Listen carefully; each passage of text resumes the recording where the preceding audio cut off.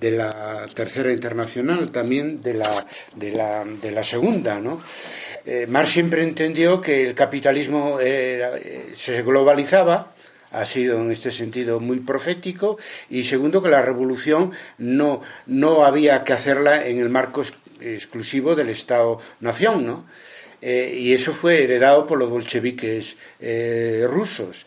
Y lo curioso es que ahora eso se olvidó a partir del socialismo en un solo país, y se olvidó también sobre la base de que la Unión Soviética apoyó a los partidos comunistas en todo el mundo, pero siempre bajo la hegemonía estratégica y los intereses de la propia Unión Soviética. Así se sacrificaron revoluciones, por ejemplo, la guerrilla en Grecia, o todo lo que pasó, en parte también en España, después de la Segunda Guerra Mundial, donde tuvimos que quedarnos en el bloque occidental, a pesar de que había un movimiento guerrillero importante en Alemania y en Grecia, ¿no?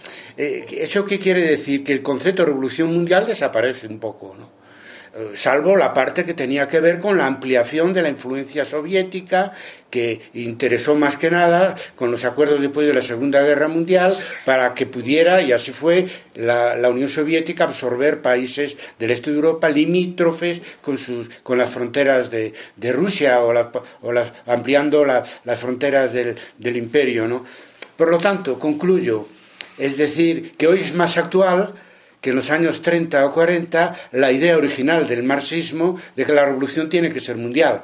Si no, no hay revolución, no hay manera de hacerla en un país solamente, y más todavía en la fase esa superior de la fase superior del capitalismo, que es la globalización neoliberal. El tema de Rosa Luxemburgo es que Rosa era, con Liebknecht, pero en fin, la dirigente más cualificada intelectualmente del movimiento revolucionario en Alemania. Entonces, para ella, el que la revolución se adelantaran los bolcheviques, sus compañeros, los bolcheviques rusos, pues bueno, causó un trauma importante, porque le tocaba a Alemania dirigir la revolución mundial, y hay cosas que no entendía. Por ejemplo, que, bueno, o sí lo entendía, pero no le gustaban, que la revolución burguesa en cuanto a reforma agraria y a repartir la tierra de los terratenientes para los campesinos, claro, eso no tiene sentido para el resto de Europa, pero porque habían hecho su revolución burguesa, pero para Rusia sí, es que no lo entendía. Tampoco entendía lo de la Asamblea Constituyente, porque formaba parte de esa tradición de Engels, sobre todo de que el Partido Socialdemócrata alemán, marxista por excelencia, podía llegar al poder por la vía electoral. Y tuvo muy poco tiempo, porque en el 18 la mataron.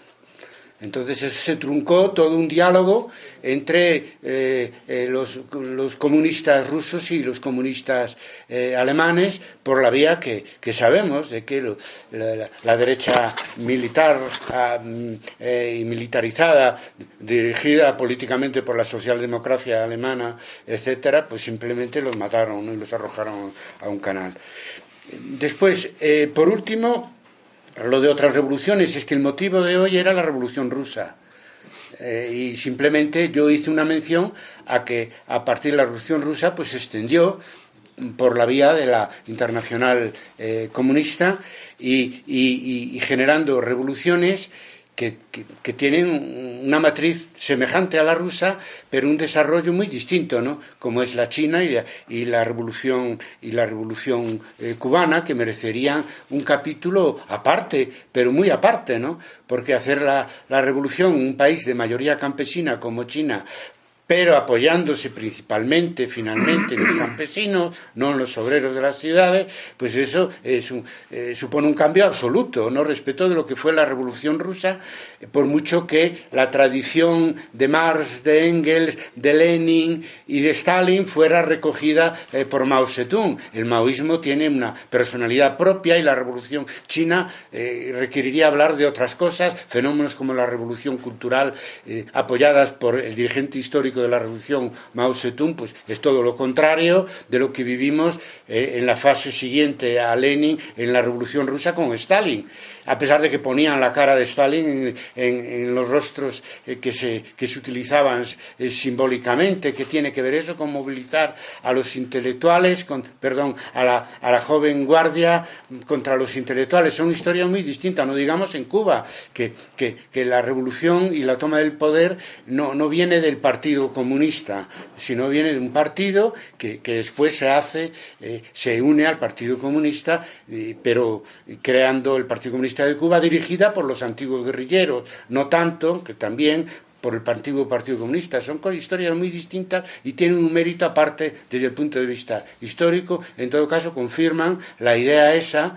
frustrante para los que querían hacer la revolución en el centro del capitalismo mundial, la idea de que la revolución siguió avanzando por la periferia, ¿no? Y en el centro más bien fue, desde el punto de vista de la izquierda, pues el reino de la socialdemocracia tradicional, que fue donde se consiguieron algunos avances, indirectamente gracias también a la revolución rusa, en épocas muchos también de Guerra Fría y todo eso. O sea, siguió su estela periférica, la revolución, generando fenómenos muy propios. También el vietnamita es muy específico históricamente, porque está a partir de las ocupaciones coloniales imperialistas, primero de Francia y después de Estados Unidos. Una riqueza extraordinaria de revoluciones, digamos, autodeterminadas, y para Europa, por ejemplo, el caso de Yugoslavia también requiere capítulo aparte completamente, porque eso no fueron los carros soviéticos los que cambiaron de régimen después de la Segunda Guerra Mundial. Fue un movimiento autóctono, guerrillero, dirigido por Tito, y que tenía pues eso, autonomía mental, y generaron una revolución propia, con autogestión, en fin, también una experiencia muy distinta y más fiel, por lo tanto, a lo que es la experiencia original de los soviets, etcétera. Una enorme riqueza, y por lo tanto hay material para muchas tesis. Que no se diga que no es posible. Bueno, no sé, yo entiendo, porque todos estamos en la academia y entiendo, ¿no?, lo que decía Jorge, pero de todas maneras hay el grado de libertad suficiente para que un profesor pueda dirigir una tesis sobre cualquier fenómeno histórico del siglo XX y, si se quiere, incluso del naciente siglo XXI. Y yo animo a que se haga así, porque está muy poco investigado. Yo creo que está muy poco investigado desde el punto de vista de una historiografía muy avanzada hoy en día en muchos planos. Merecería la pena volver a toda esa historia de las revoluciones del siglo XX, y lo que nos toca a los de la generación a las que pertenecemos aquí es facilitar que los jóvenes lo hagan, ¿no? Y una de las maneras es dirigir tesis, ¿no?, y que trabajen sobre esos temas. Yo creo que hay que hacerlo y se puede hacer. Adelante.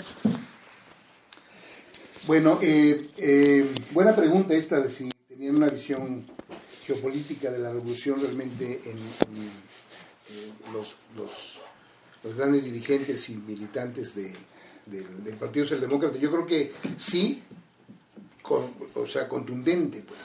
Y me parece que un poco en parte lo tenían por precisamente los fundamentos de la teoría marxista que ellos estudiaron y que elaboraron, pero también por su práctica, por la práctica misma. Yo decía un poco cómo estos revolucionarios en esa época eran, yo no quiero decir genio porque, digamos, rechazo mucho esta cuestión de la alabanza a la personalidad y todas estas cuestiones, pero sí creo que eran extraordinarios, o sea, impresionantemente extraordinarios. Y yo creo que un primer aspecto sí tiene que ver también con la cuestión del contexto. Una primera cuestión es que los procesos revolucionarios en Rusia estuvieron íntimamente vinculados con la guerra. En 1905 fue la guerra ruso-japonesa, y en 1917 obviamente la Primera Guerra Mundial. Y esto hace que forzosamente tengas que